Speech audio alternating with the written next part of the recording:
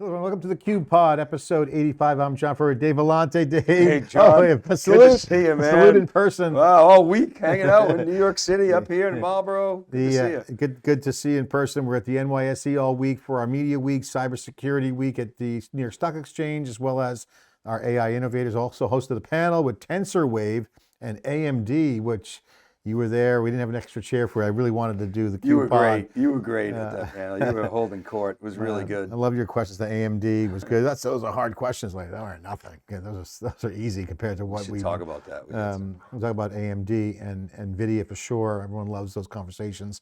Really about the mode of NVIDIA. We'll get into that. Obviously, the big story was while we were at NYSE, someone came by our place of work to visit us this week. President-elect Donald Trump. Surprise. Kind of screwed our schedule up because they went to total lockdown, and we were in day 2 of 3 days of our media week at the NYSE, and the NYSE Wire community put on by Brian Bauman, obviously continuing to grow. It's unbelievable how fast this is growing. Just the ad hoc trust network that's forming at the NYSE has been quite a demonstration and illustration of the new network effects that are emerging around content. Just the high quality, just great stuff. But we're in day 2. If you remember, we were in there. We get a notification, special guest coming on tomorrow. I'm like, Donald Trump. You knew before I did. And then, everyone had to be vetted. I wasn't vetted, but I ended up on the floor because, we're press, but we couldn't get into the press circles. That's a whole nother story. We can unpack that. But what I had heard is that the NYSE heard that the Times Person of the Year was going to ring the bell. Well, I think they probably deduced pretty obviously it had to be Trump. We knew it was going to be Trump. And then, and then that essentially killed our morning, and we started late and we're doing, 5 straight hours of Cube no break. I think that's a record. 11 straight interviews. That is that is a record. I did 15 or even I did 16 in one day, but I had 2 breaks. I'd never done 12 in a row with no breaks. Did you have a little? No, I had 1 coffee, that's it, and 1 water bottle, that's it. I was trying not to drink liquids because I knew I didn't have a bio break. So Brian Bauman was like my virtual protein bar manager. Like, keep going. Well, the thing is, too, John, where our studio is, there's no bathroom on that floor. You have to go to either the 6th floor or the basement, the lobby to go to the bathroom. Because our location's on the balcony and not everyone has access. So you got to get the special elevators down. It's like a secret tunnel system. No plumbing in the balcony. It's like the NYSE is like a tunnel system. It's like it's a maze. I'm there now. 4 months? I'm learning. So it's like I always take the wrong elevator. But it was very interesting to see. Just a great event. Before we get to Trump, but just highlight CyberStarts out of Tel Aviv had a big event there. One of the largest VCs and startup ecosystems in Israel, and all the founders were here, top founders, and it was really quite an event. Amazing community. I'm a big fan, obviously.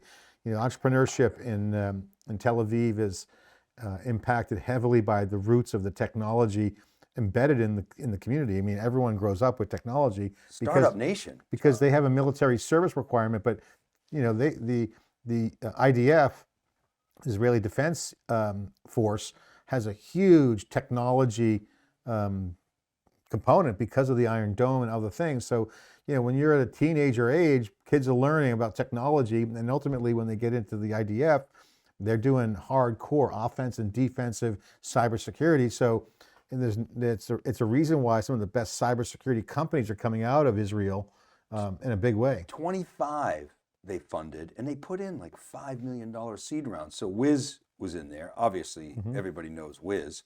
But a lot of companies I really didn't know. Well, Legit, I knew Legit.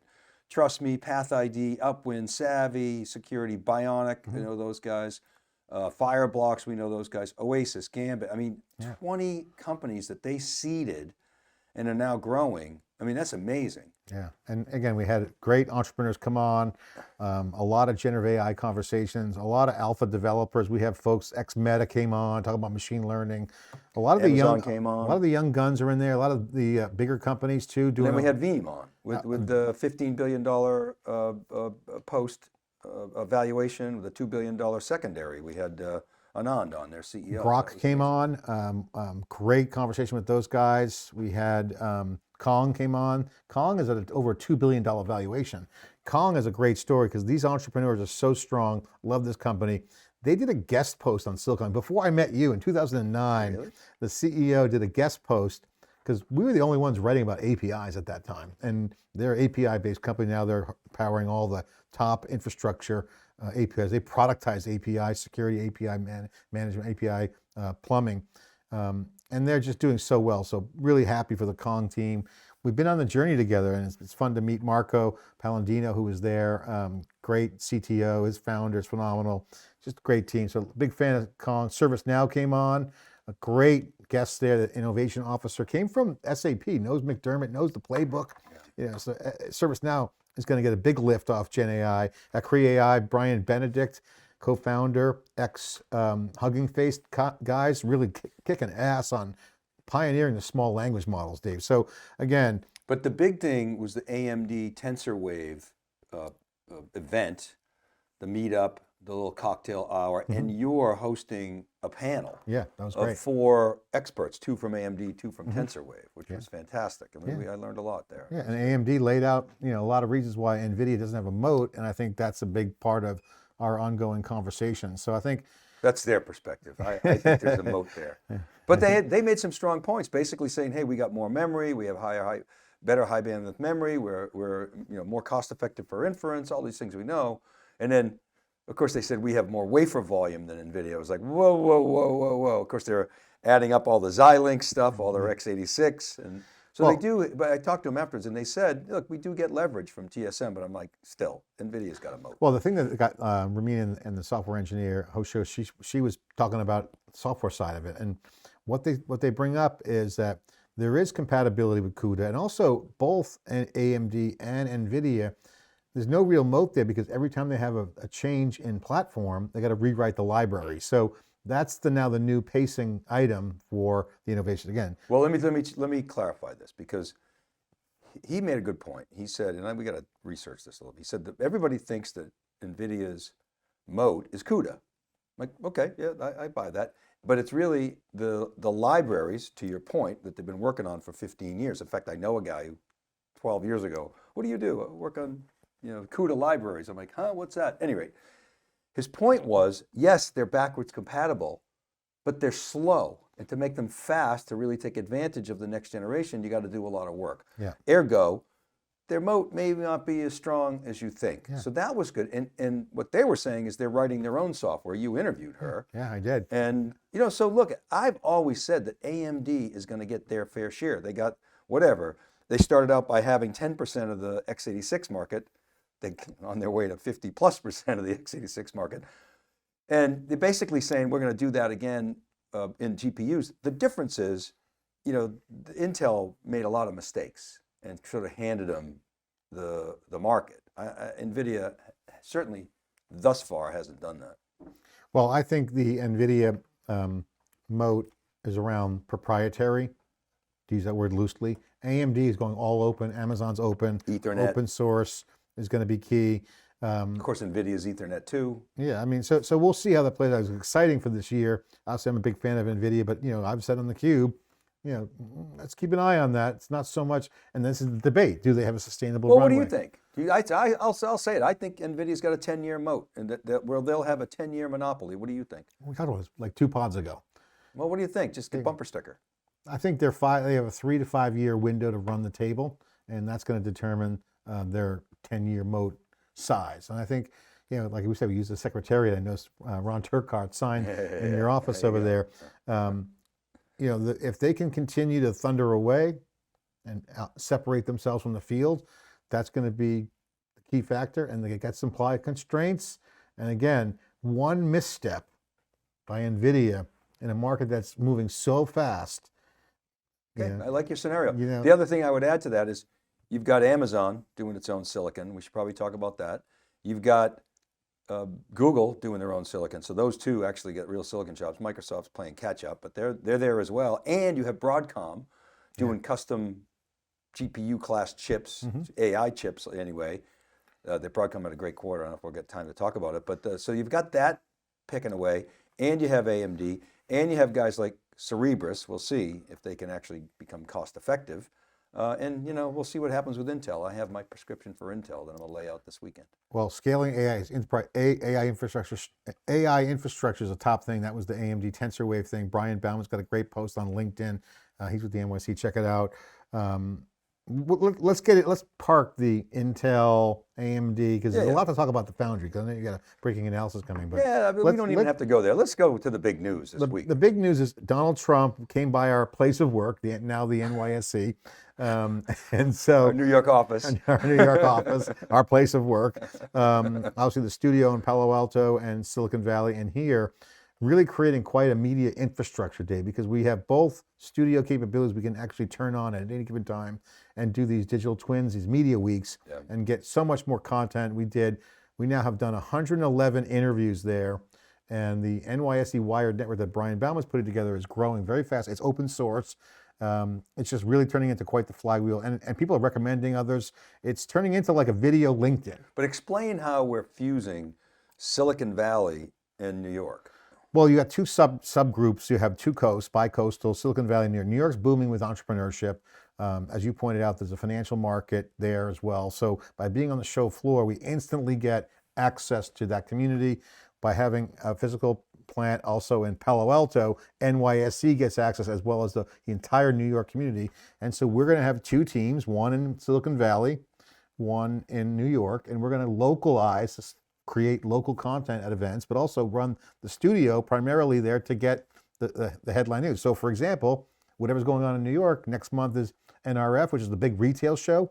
We'll be at the event as attendees and press, but we're going to do in studio at the NYSE and create a digital twin of theCUBE and do editorial there, and people will drive over. We'll do 3 days of wall-to-wall coverage around retail disruption with technology. So our AI innovators, our CFO program around AI will all come into play.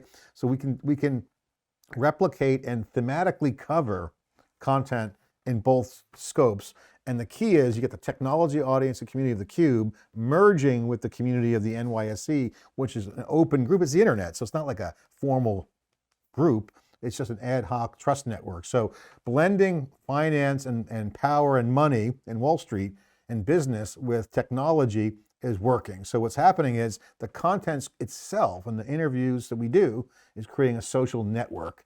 And what's happening out of it is an open marketplace. And it's really a phenomenal pioneering the work we're doing with the NYSE. And again, Brian Bauman, Kevin Hawkins over there are powering that. And just want to add, this is pure editorial. Okay? Yeah. We're serving the audience with this. This is not, and this is not pay to play. This is pure editorial. Well, the demand for content and video form on the audience side is so rabid and so high paced.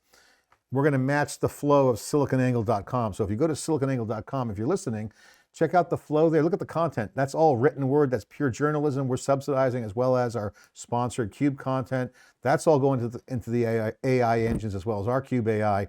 That flow and the quality you're seeing of the content in real time will be matched by video. And I think you'll see a collision of multimodal content that will surpass the volume of most other outlets and groups, mainly because we'll have the scale, and that's going to be up top. And by the way, the community is now involved. So the community and the participants are part of the production system, which is phenomenal for us because we get experts. And so that knowledge is going right into the AI brain of Perplexity, ChatGPT, and it's changing everything for us and for the audiences, for discovery, and for customers who want to get the word out and or share their knowledge. So, the CUBE formula and being an open brand is working. We got the CUBE Collective on the research side, which is growing, and we got great participants. We came out of AWS reInvent, we went right to NYC, and then next week we'll be doing 2 events, Tuesday and Wednesday digitally, the AI for CFOs and AI infrastructure leaders in Silicon Valley. So we'll be meeting on theme people in New York and people physically in Silicon Valley, open sourcing that and creating a backbone of ideas and backbone of impact. So it's really exciting. And the CFO thing I'd say is that, why are we doing CFOs? CFOs right now have no real baseline of how to orientate themselves to the AI business transformation, meaning the CFO who normally signs checks and approves things, does the capital budgeting, does all the finance, has to match the financial strategy of the firms they're at with the business model transformation with generative AI, which is changing everything. So for example, little things pop up like data. How do you manage data? How do you ensure the data? What if a data set is less valuable than another data set? Well, maybe the insurance premium should be less on the low impact data to the business, and the crown jewels should be, highly insured. Right now, the insurance on cyber insurance doesn't differentiate between diamonds and the fine jewelry and then just free, non-impactful data. So things like that. Things like, how do I do budgeting? Do I spend the CapEx to build my own CoreWeave or TensorWave cluster? Or do I buy a bunch of NVIDIAs and pay $4 million in gear? Or do I operate that through a service? That's a financial decision. Do I hedge that bit risk? I think tons of questions. Do I buy from a commodities market soon? So the CFOs will be involved in all aspects of the generative AI revolution, and they have no playbook.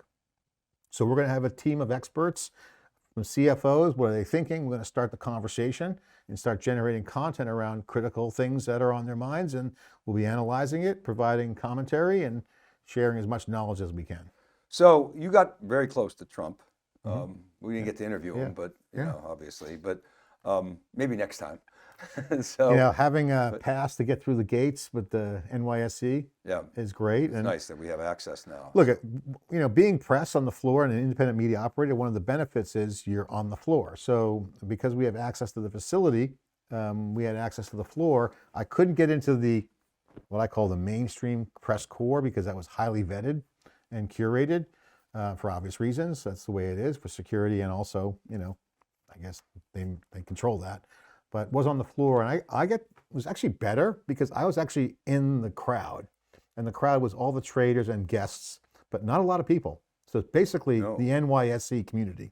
You were on TV. I saw you on TV. Oh yeah, it was once you text me, I started waving. I'm like, look at me, I'm on TV, Dave. Yeah. Big screen. What was fascinating is that the chants USA, there was no anti-Trump protests. It was very positive. People were generally excited. The last president to be at the NYSE was Reagan. So literally, since Ronald Reagan, there hasn't been a president ringing the opening bell. So look, you know I'm not a MAGA red hat, but I mean, how can you not be rooting for this guy to drive the economic growth? I mean, there's so much momentum now behind the economy. If we can get GDP growth up to 4 or 5%, and what he's thinking, if we have time to talk about what he's thinking about doing with crypto, there's kind of a conundrum there. I enjoyed seeing Lynn Martin, the CEO of NYSE, up there, because NYSE is a place where people go to make speeches. We were there when the president of the EU was there. Trump was there. Again, it was highly secure, but I got a nice up-close shot of when he was getting that trader jacket, made a trade. J.D. Vance came over, and the crowd's like, J.D. And then he made a comment, which was carried on most of the news outlets that I got on camera, which was, it's 9:48, you guys should be making money. And everyone was laughing. The market was down because all the traders weren't trading. They're all like gawking for a photo op. I mean, cameras were out. It was a special moment. It was really good to be there and experience the vibe. And like I said, people are hungry for the business growth, and I think people are relieved. It's like, just let's move on. And I think that was a big takeaway. And I got some good action shots. I got some great videos. I put them up on YouTube and LinkedIn and Twitter. So check out my Twitter feed. You'll see some videos. But overall, it was pretty strong. A couple of relevant things from his comments. And also, he had a big interview with Kristen Welker on Meet the Press last weekend. But Lina Kahn's out.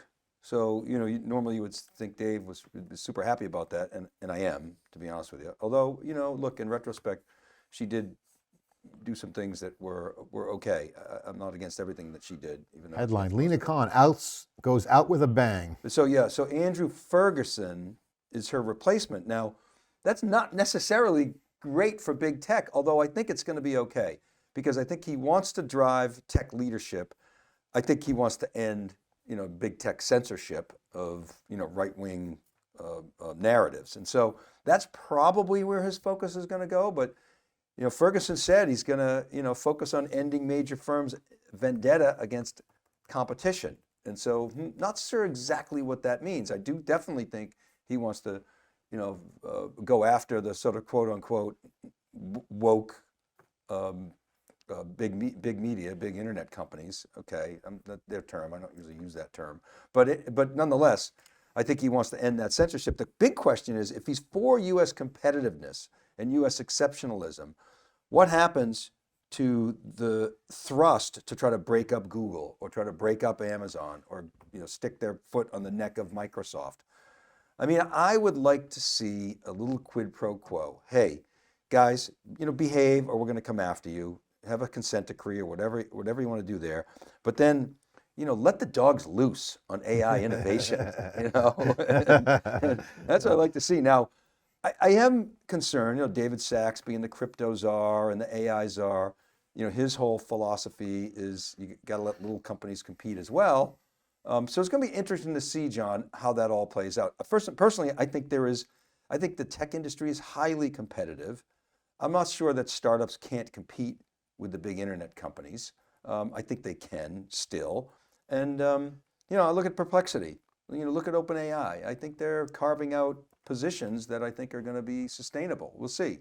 Well, Perplexity, we saw some Perplexity folks at our panel. It was a Chatham House Rules panel that I did. You were there. The guy had the lead. I don't know if you noticed, but ChatGPT was down.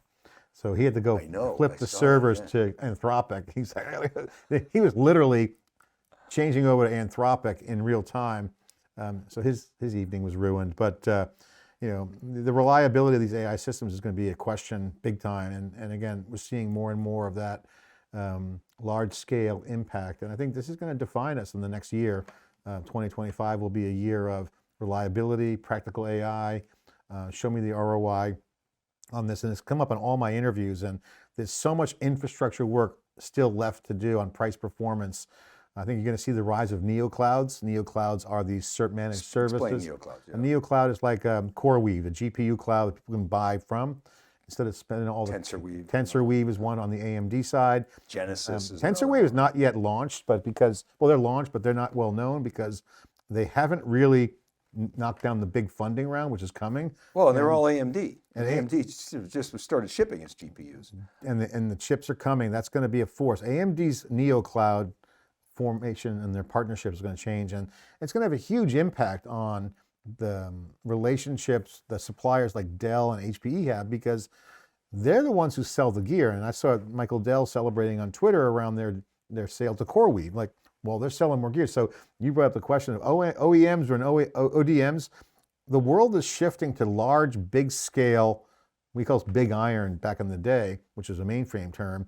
You're going to start to see these large scale systems because, let's face it, the data centers are sold out. Like, there's no more space. The key word is systems. They're building systems. They're building systems. So just like in the server days, so in the PC revolution, PCs became standard, and then the Wintel servers, they called them, were essentially PCs that acted like servers. And that was a big motherboard with more chips. We're now in the era of systems, which is lots of servers, lots of chips. So clustered systems, to use your phrase. We've been saying for over a year, clustered systems. I remember talking to Charlie Kawaz at Broadcom, said, watch the clustered systems research from TheCUBE Research. He's like, I'll check into it, but that wasn't even on his radar. Clearly, they're in that business. And obviously, their earnings are up. Their stock's up 10% yesterday after the call. Didn't see what they're doing today, but Broadcom will be a big player, David. You and I were just talking, we're going to talk about the $1 trillion baby, which is our Jassy post. Before we go there, I just want to say something about systems, because I asked the AMD VP, corporate VP, how he was thinking about that. And because to me, it's clear, NVIDIA is going to be competing with its OEMs. NVIDIA wants to sell systems. They make a big deal out of it. What AMD said, and maybe NVIDIA will say the same thing, but I don't think so. I think they want to sell systems and software. AMD said, look, they bought ZT Systems, systems, to get into that systems business to compete with NVIDIA. They have to be able to fine tune these things and understand how systems work in context, as opposed to installing it and then having to wait and then do the tuning afterwards. But what he said was, we're selling reference architectures. That's what we're doing. That's our intent. We're not going to compete with our OEMs. I would like to hear Jensen make that statement as forcefully as what we heard from AMD. Broadcom's up 24% today, by the way. they are crushing it, even though slight miss on revenue, but their software business is now 50% of their business. Their AI revenue year on year grew over 200%. They guided higher. Broadcom and TSM are on their way to be trillionaire companies. Broadcom has three large deals for custom chips with Google, Meta, and ByteDance, presumably. I don't think they've ever announced the ByteDance, but they're sucking up tons of volume. And you know, they're all in on Ethernet. They do all that hard work that we've talked about over the years. And Broadcom's margins are absolutely unbelievable. I mean, you're talking about, you know, like 60+% operating margins, you know, EBITDA. I mean, it's just off the charts. Their free cash flow margins are in the 40s. I mean, it's just one of the most profitable companies on the planet. And so the stock's, you know, rocking away. I mean, we've been talking about it for a while, so we missed that opportunity. Again, not giving stock advice, but don't take our advice. Do your research. But Buy Broadcom. we like the play. I've always said I think Broadcom is, you know, you could even argue the number one AI play, but let's say number two behind NVIDIA. There are many, obviously the hyperscalers, AWS or Amazon. I guess that would be a stock you could buy. Amazon, Google, I think is undervalued, and of course Microsoft. But I think Broadcom, from a semi standpoint, now TSM as well, on their way to trillionaires. I think they're next. Well, I think the trillionaire companies will be those companies, and we're going to see an era. I think we're going to see an infrastructure advancement that's going to accelerate in 2025. I think you're going to see some solid foundational work being done. I think Andy Jassy telegraphed that the agentic will take a little bit longer to come online because the infrastructure price performance will have to get nailed. Once that nails down, you'll see a floodgates open, a tsunami of developer activity. And I'm predicting, and Paul Nishwati on our team who covers the app dev space with Rob Strechay on TheCUBE Research, we're forecasting a massive amount of practical AI applications hitting the scene. Not just retrieval, augmentation, generation, or RAG, but real task driven. And today the killer apps are search, finding stuff faster, retrieval with vector embeds. That's kind of what I call the you know, rudimentary value proposition. That's going to continue to be the case. Finding stuff with search is going to get so much better and better and better. That's going to hang around and be core and get smarter and more intelligent. But the killer app is going to be the tasks, and that's where the agents are going to come in. So tasks going to be dependent upon workflows, data access, and then that's the combination of those two things will create a productivity boom we've never seen before. And we've talked about this many times on the CUBE Pod, but what's coming out of these past conferences and going into 2025 is whichever companies can rush to that productivity gain will see significantly top-line benefits on new revenue because of the creativity, but more importantly, the effort will be shined first on the costs. The cost efficiencies, the savings, you will see a massive amount of innovation around, I could do this for less, and then you're gonna start to see innovation on ML pipelining, machine learning. I think you're gonna see machine learning at scale develop very rapidly. So I think the next chip to fall, not chip, the next shoe to drop, I should say, will be large-scale machine learning. Large-scale machine learning with generative AI will be an infrastructure. Companies like Anyscale, Runhouse, we interviewed at NYSE. This is an area where democratizing machine learning engineering will be where Kubernetes goes next. Kubernetes is a great way to run a couple nodes of machine learning, but when you start thinking about like large-scale infrastructure, there's just not a lot of machine learning large-scale infrastructure. Anyscale's doing some work in the area. I know there's some work being done at Berkeley in California, where I live. In New York, a lot of the ex-Meta engineers and Google engineers, this is all they're talking about, Dave. The alpha geeks are like, look at the big gap is standing up large-scale machine learning pipelining and adding those into workflows, because you can do it on a small scale, but changing production systems, which is the scale, is hard to do. So that's the problem. I have production systems. You can't touch the buttons. You go, don't touch the production system. It's going to be very sacred for JP Morgan Chase to inject new things into production because of so much is going on. JP Morgan Chase does $10 trillion a day in transactions. I mean, think about that, 10 trillion. Their operating budget is 17 billion of IT budget a year, 17 billion. That's just JP Morgan Chase. So you think, hey, let's push this code, agile, we're shipping code. Oh, no way. Yeah. The bar to get stuff into production, and this will put a wet blanket on any large scale machine learning. It's going to basically stunt. You can do synthetic data, but that's not going to help. Move fast and don't break. So how do you get that going? That was a big walk away for me this week. You know, it's interesting. I think one of the things that I wanted to say when I was listening to your narrative there, those who have like legacy machine learning chops, it's going to matter more and more. Gen AI has taken grabbed all the attention lately, but guys, this is why I like Databricks. They've been in machine learning since day one. And now Gen AI can maybe simplify that experience. This is the whole thing about SageMaker. Customers always told us, SageMaker is so painful. Well, see what Amazon's trying to do with using, Gen AI to make SageMaker a little more approachable.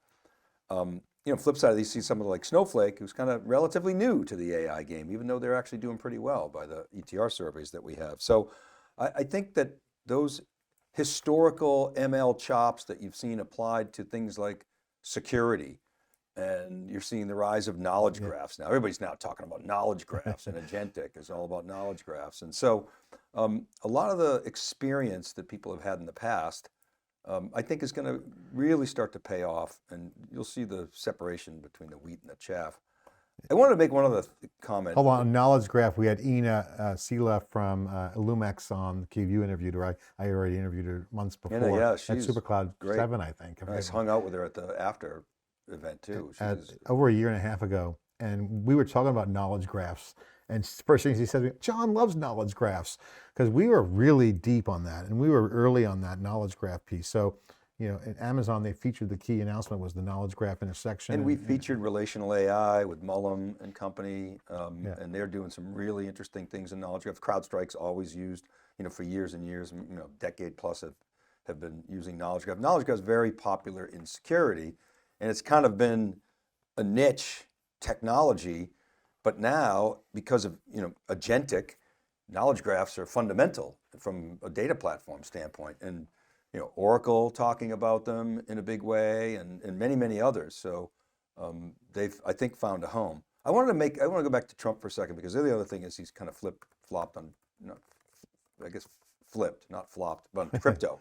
So he was smart. He was like, I'm going to make crypto great again. And so, it's great right now. So it's rocking, right? I think crypto's up 40+% since 101,000 today. So there you go. And it's up been hovering. It'll dip down below 100K, but it's been holding in the high 90s pretty well. So that's kind of interesting to see. The thing I want to mention about that is because he's saying basically going to do crypto reserves, like an oil reserve, as kind of a hedge against the debt. Yeah. But here's the interesting thing, and I haven't squared this circle yet. It's kind of Trump logic, right? On the one hand, he's saying, look, the U.S. currency, the U.S. has to be the reserve currency. All these brick companies trying to take us on, no way, we're going to penalize you if you try to make your reserve currency the reserve currency. No. But at the same time, what do you think the biggest threat to the U.S. reserve currency is? I would think crypto. It's a big threat to any currency. It's funny. Jamie Dimon once said it's a scam, and I think what I'm buying into is. Well, I don't think it's a scam, but but he's on the record saying yeah, and then that's because he's a market manipulator, and the guy was probably buying when he was saying that. I don't want to go dark on that one, but okay, I'll let you do that. But if you look at Bitcoin and digital transactions from a sovereignty standpoint, the argument that Michael Saylor and the Bitcoin maximalists have is plausible. If Bitcoin is like gold, let's get the gold reserves, the Bitcoin reserves, on the U.S. soil, if you will. Even Powell said it's like gold. So I would say that there's a huge argument to saying if the Bitcoin price goes to 500,000, okay, if you look at the store of money, it's still a small percentage. It's actually a smaller store of value than art. Because people store their money in things like real estate, art, crypto's cars. Smaller store of value than art. You go look at the numbers and say what percentage of the value store is crypto. It's like 1% of the total. You look at debt, you look at real estate, you look at art, collectibles. Oh, you're right. Bitcoin's market cap's $2 trillion. So there's a lot of upside, and the rest of crypto is probably accounts for $500 billion. And so all those crypto other is about all those 2.5 all those trillion other market cap. assets are subject to force majeure, as they say. Conditions like hurricanes. If you got real estate, you got Fakes, fraud, fakes with art. I mean, government you've seen all those overthrow, stories. theft. Someone can steal your art. So if you're going to want to store your money somewhere, the argument could be, and if the digital currency continues with digital twins, as we know, we talk a lot about on theCUBE, there's an argument to have that if Bitcoin becomes a currency, where Ethereum and Solana will become more programmable, that's the battle on that side, then you got to look at Bitcoin and saying, I would buy into Bitcoin now and put a third of my cash into Bitcoin and make that a hedge or more. Some are saying put it all in. I mean, MicroStrategies, they're all in. They're all in. I mean, talk about returns. MicroStrategies returns is greater than NVIDIA. And NVIDIA is the hottest stock on the planet. So the ROI on that Well, is and off the charts. blockchain's never been hacked.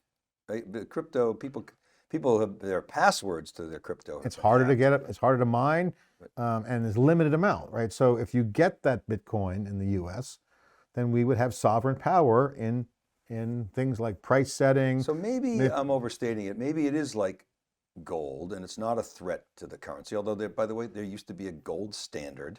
So I would think it's just ironic to me that for an administration that wants to preserve the dollar as the reserve currency, the U.S. dollar, and the biggest threat to that status is the yuan, but also crypto. So it's kind of interesting. Now, maybe you could argue to the extent that we can get GDP growth going, and crypto is a hedge against that debt. It helps the reserve currency. So I haven't figured it out yet, but it's fascinating to watch. We're kind of off the rails a little bit on this pod. We didn't get to any of the news on SiliconANGLE, but Google, big news. You see the Google news with the new Gemini models, agent platform, this thing Trillium, new quantum chip breakthrough. Wow. I got an email from Bruno Ziza, who's now over at IBM. And we love Bruno. When he was at Shout out to Google, Bruno. he understands the Google Ventures. We talked a lot about Google's opportunity, and then he's now at IBM. He's bringing the Google knowledge over. If you look at what Google's doing, what IBM's doing, there's a huge play for the service layer of AI. And I think, I talked a lot about this at reInvent on my interviews. There's essentially three major pillars of AI right now. So everyone asks me, how do you tell the players from the pretenders? Who should I invest in? Here's three areas to look at to understand who has what in AI.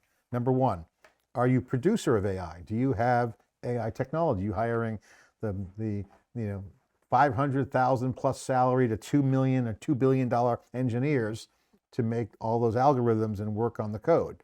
Then you're producing AI technology, seeing Anthropic and OpenAI and a bunch of other ones. So you're producing technology. Or are you consuming AI like what we do? We have AI for theCUBE and the SiliconANGLE. We are consuming AI technology to produce AI-enabled products from our data and workflows. So that's proprietary, that's our intellectual property. And the third area is data providers. Now, and I bring up the three things because, by the way, you can have a hybrid of both. Some people are producing. I think enterprises will be hybrid. They'll be producers, they'll be consumers and somewhat producers, but they'll have all three. Enterprise will have all three areas. Data is a huge problem because the large language models and foundation models are consuming the same data. So the OpenAI versus Anthropic and all these models like Llama, that's why Llama is doing so good with Meta, is that they're essentially crawling the internet. So it's not the content data advantage. They're actually optimizing on the production of the AI technology at a cost structure, token windows, token speed, context windows. And if you look at the enterprise, Dave, synthetic data is a result of not having enough data. So I think there's going to be the data supplier angle will be a huge input to AI. What about people's feelings? I talked to John Mack here last week. He's doing a project where he's measuring surveys around how people feel. Okay, he's got a huge project around how do you save humanity in a digital age or preserve humanity in a digital. It's a great question, and so AI doesn't have a brain yet, doesn't have feelings. So if AGI is coming, it better have data but who's going to be the data for that? So Right? Who's going to be the data? Who's going to be the data input for the hearts and minds of people? George and I, on one of our breaking analysis, George kind of came up with the premise that these large language models, they're going to run out of data because they're training on the internet data. And so they're going to create synthetic data, but that's kind of synthetic data, so they're never going to get a hold of Jamie Dimon data. That's why we wrote that other piece. And one of the AI innovators that I interviewed this week at the NYSE said, those guys aren't going to run out of data. And the reason they're not going to run out of data is because of video. And he's probably right. Right? There's going to be so much video created. So they're going to have more data. Now, video data, but his point was, think about how much more we have to go in terms of data. And he's saying, human sight, smell, touch, these human senses. Yeah. And there's like a whole new corpus of data that's going to be tapped by these elements. I thought that was pretty interesting, sort of flies in the face of my and George's premise. I talked to George about it a little bit, and his point was, but that's still pretty narrow. It's not enterprise, corporate data and proprietary data, as you just mentioned. But I thought it was still a relevant comment. And I think one of the things I'm seeing that came out of this week's conversations with John Mack, who's runs an organization called Life Calling, Notes to Humanity project he's doing, is that you have a lot of the impact investors looking at intersecting with technology, because I think you're seeing now a awareness that people are waking up to the fact that technology should be leveraged for human benefit. Okay, and we call it human in the loop, and that's like the conversation around, we're going to get replaced by AI. That argument falls down, in my opinion. However, Elliott Donnelly, John Mack, leaders in what I call innovators in impact investing, have opened my eyes to the fact that you can actually direct impact investing energy into the digital culture that's emerging. And I think, Dave, that's powerful, because now you have what was bespoke, siloed efforts integrated into a digital fabric. And I think you'll see the data coming out of those investments connecting into the digital incentives on capitalism. And I think there's a movement afoot where people see journalism, a lot of traditional human things being recast with new formulas. And I think Gen AI is going to reset a lot of incumbent industries as well as societal pillars, journalism, impact, philanthropy, sustainability. These are areas that are going to be impacted. And I'm super excited. I think there's a great opportunity as we're in this generational transformation. The Gen Zs are coming up. You're seeing a lot of boomers and X's. I'm an Xer, Gen X, and you're seeing a lot of people hiring Gen Zs to prepare for this next generation, because the expectations are different, what they want to experience is different, and it's an opportunity to move the needle on expectations. And that's how you change big tech. That's how you change society, is getting the consumers who now can vote with their clicks, vote with their digital, to change the game.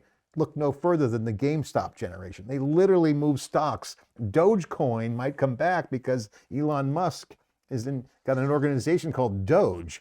Okay, now most people don't know that Doge is a dog whistle, pun intended, to the entire digital community that follows Elon Musk. Doge is such a dog. Dogecoin.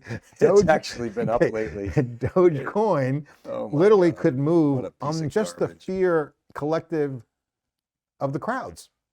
So, it hit 47. Wisdom of the crowds was a concept that was going way back to Clay Shirky almost 20 years ago. Doge was 15 cents on November 4th, election, or just before the election. It's now 41. Someone's making money. Oh, Elon's now the richest. Dog. Look at the logo. When Clubhouse was around during the pandemic, we created a channel called House of Elon, because Elon came on the site and crashed it. And so everyone was laughing because he had so many concurrents. And so Elon has a community, and Doge is a dog whistle. And I laugh, and I shouldn't laugh, but it's kind of ironic. The organization that he's calling is called Doge, and that was an intentional name. Right. And so don't underestimate the power of people who can move crowds. That gave a tailwind to the piece of crap crypto. I think the biggest opportunity to change the world is impacting the people at large scale. And I think philanthropy and these impact investors have such great content. They've never had a distribution capability. So I think there's a huge opportunity to do a digital twin, do a digital effort, and essentially collectively pool their efforts and energy and intersect it with the world. So I'm very bullish on that. So I remember in 2019, I did an interview in London at TheCUBE After Dark. It was a VC event that I was hosting. And there were a couple of impact investors there. I didn't know a lot about it at the time. And, I thought it was kind of interesting. I think COVID blew everything up. So you think it's got legs. You think it's a generational tailwind as well, right? Because these mission-driven young people. So maybe the time has come. I mean, you think about post-COVID, right? I mean, what's changed? Events are back. People want face-to-face experiences. And I think, back to work, back to office is back. First of all, I think it's situational. We debate this, but Andy Jassy is not winning any favorability contests right now at Amazon because he wants people back to work. But there's an argument for what Amazon's culture is, to whiteboard and build stuff. So I think that's going to be something that they're going to force. I think there's some kind of corner cases, like for example, technical people and developers, people like us who are always online, we can work virtually. So I think it's a element of situation, but if you're on a team and you're building something, serendipity comes from creativity and situations of interactions. That's why I'm very bullish on physical face-to-face and first-party digital experience that are tied together in a digital twin. So I think that's going to be a big future. And we're going to continue to do it. Obviously, the digital twin we're doing with the NYSE is a great example of success in a short period of time. So again, shout out to Brian Bauman and the entire NYSE team, because they were the ones who, are contributing to that open source effort. So again, open always wins. Open source concepts win when you're collaborating. Yeah, they don't always make money, but they always win. Hortonworks, Cloudera. They move the needle. There's no question. They move the needle, and then the commercialization downstream. So I guess you could argue they do make money in the sense that Databricks and Snowflake picked up, and the cloud. That's how you made money from open source. From Hadoop to monetization. Yeah, it's awesome. Well, I'm excited about the 2025, Dave. We got to do our predictions post. What do you got on your mind for predictions? I have a stack. I'm not kidding. I have a stack now like this of inbound predictions, because it's probably my, fifth or sixth year in a row of doing predictions. I do them late January, after the ETR January survey comes out. I just got a glimpse of the early returns. People are always more optimistic, have been in January. I think this year, here's what I think is going to happen. This is my big prediction, is 2022 was the year of, or 2023 rather, was the year of experimentation. 2024 was the year of prioritization for AI. 2025 is going to be the year of making money, and it's going to start to throw off cash. Last year, one of my predictions was, it's going to be AI ROI or else. And I think this was and I said, it's probably not going to happen this year, but I do think it's going to happen in 2025. As a result, it's going to start to throw off cash.